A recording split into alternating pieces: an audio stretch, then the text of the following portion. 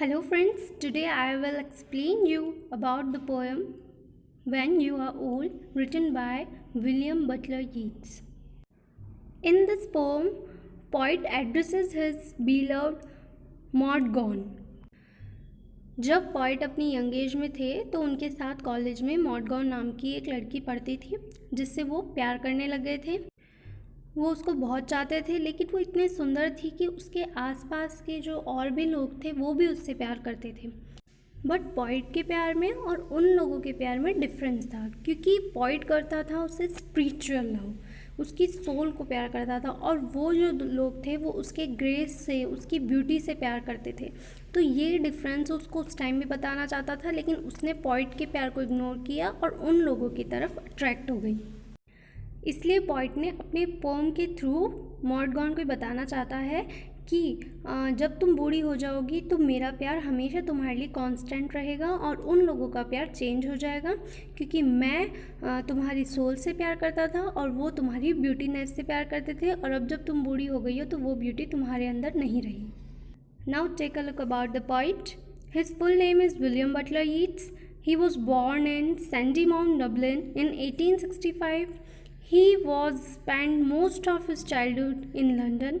He was motivated by his father to write Black, Shelley, Keats and Morris. He passed away in France in 1939.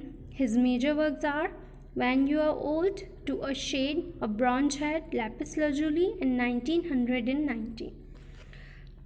जब भी हम किसी poet की pome पढ़ते हैं तो हमें पोइट के बारे में ये थोड़ी बहुत नॉलेज होना ज़रूरी है, जैसे कि उसका फुल नेम, उसका बर्थ प्लेस, कब बर्थ हुआ उसका और कब वो मरा, और उसके कुछ मेजर वर्क्स। ठीक है, now let's start the poem. When you are old and grey and full of sleep and nodding by the fire, take down this book and slowly read and dream of the soft look your eyes had once and of their shadows deep. When you are old, जब तुम बूढ़ी हो जाओगी, and grey आया है बालों के लिए कि जब तुम बूढ़ी हो जाओगी और तुम्हारे बाल सफ़ेद हो जाएंगे, एंड फुल ऑफ स्लीप। अब जब हम ओल्ड एज में होते हैं तो हमें क्या होता है, सोना अच्छा लगता है, सबसे ज़्यादा सोते रहो बस। तो ओल्ड एज में नींद बहुत ज़्यादा आती है, तो इसलिए वो बोल रहा है कि जब तुम बूढ़ी हो जाओगी तुम्हारे बाल सफ़ेद हो जाएंगे और तुम्हारी आँखों में हमेशा नींद रहेगी, तुम नींद से भरी रहोगी। And nodding by the fire, और फायर के पास बैठ के तुम नींद के बारे में सोच रही होंगी, तुम सोने की तैयारी कर रही होगी। टेक डाउन दिस बुक, तब इस बुक को लेना। कौन सी बुक? जिसमें पोइट ने मॉड गॉन के बारे में लिखा है, अपने प्यार के बारे में लिखा है।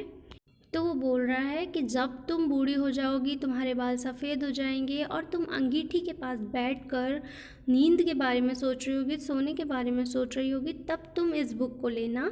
एंड स्लोली रेड, और धीरे धीरे आराम से माइंड को फ्री रख के कंफर्टेबली पीसफुली आराम से उसको पढ़ना। And dream of the soft look, और जिस तरह मैंने तुम्हारी तारीफ़ की है उसका ड्रीम लेना, उसको सोचना कि मैंने तुम्हारे सॉफ्ट लुक की, कि जब तुम यंग एज में थी तो तुम कैसी थी, उसके बारे में मैंने तुम्हारी तारीफ़ की है कि योर आइज़ हैड वंस, तुम्हारी आइज़ बहुत सुंदर होती थी, अट्रैक्टेड होती थी, end of their shadow deep, और उन आँखों में जो गहरापन था, डीपनेस थी, वो कितनी अच्छी थी। इन सब के बारे में सोचना, ड्रीम लेना इन सब चीज़ों का मेरी बुक के थ्रू। सो बेसिकली इस पैरा में पोइट अपनी बिलव्ड मॉड गॉन को बताना चाह रहा है। उसने कंपैरिजन किया है उसकी यंग एज और ओल्ड एज का। वो बोल रहा है कि तुम यंग एज में कितनी सुंदर हुआ करती थी, और अब जब तुम बूढ़ी हो गई हो, तुम्हारे बाल भी ग्रे हो गए हैं और तुम नींद से भरी हुई हो बिल्कुल। तो अब अगर तुम्हें अपनी यंग एज की ब्यूटीनेस को अगर जानना है तो तुम मेरी बुक के थ्रू उन सब चीज़ों को जान सकती हो। तुम कैसी लगती थी, तुम कैसे दिखती थी, तुम कितनी ब्यूटीफुल थी, तो इन सब का तुम आनंद ले सकती हो, इंजॉय कर सकती हो मेरी बुक के through. And bending down beside the glowing bars, murmur a little sadly how love fled and paced upon the mountains overhead and hid his face amid a crowd of stars. And bending down beside the glowing bars. Bending down means नीचे झुकना, और glowing bars है जो धधकते हुए जो कोयले होते हैं, उनकी जो आग होती है चमकती हुई एकदम से जो अपने आँखों में आती है, तो वो क्या है, अंगीठी के पास बैठी है।